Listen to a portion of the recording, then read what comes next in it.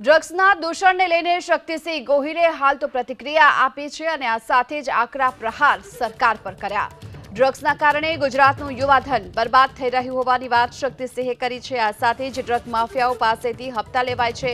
ચૂંટણી સમયે આવા ડ્રગ્સ માફિયાઓનો ઉપયોગ થતો હોવાની વાત શક્તિસિંહ ગોહિલ કરતા જોવા મળ્યા।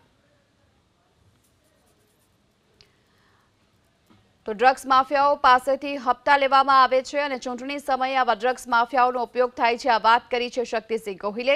ડ્રગ્સનું દૂષણ જેના પર તેમણે પ્રતિક્રિયા આપી સરકાર પર પ્રહાર કર્યા। જો કે આપને એ પણ જણાવી દઈએ કે છેલ્લા 10 દિવસથી કચ્છના તમામ આસપાસના વિસ્તારોમાં જ્યારે ચેકિંગ કરવામાં આવી રહ્યું છે અને આ દરમિયાન ડ્રગ્સના એક બાદ એક પેકેટ્સ ચરસ સહિતના અનેક ચીજો છે તે મળી આવી છે।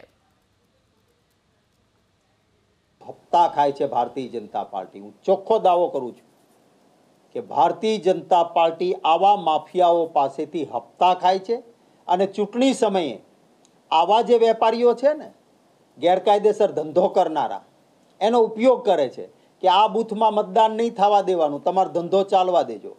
કતલખાનું ગાયનું ચલાવવું છે ચલાવજો, પણ તમારા બૂથમાંથી કોંગ્રેસનું મતદાન નહીં થવા દેવાનું। એટલે આવા ગુંડાઓ માફિયાઓ ડ્રગ્સના વેપારીઓ પાસેથી પૈસા પણ લેવાના અને ચૂંટણીમાં એનો લાભ લેવાનો। એટલે ખુલ્લેઆમ ડ્રગ્સના વેચાણ ગેરકાયદેસર પ્રવૃત્તિ એનું હબ ગુજરાત બન્યું છે અને એક ગુજરાતી તરીકે મને ભારોભાર દુઃખ છે આ વાતનું કે મારું ગુજરાત આવું ક્યારેય નહોતું। મારા ગુજરાતમાં દિન બદિન ડ્રગ્સ પકડાય એ સૌના માટે ચિંતાનો વિષય છે।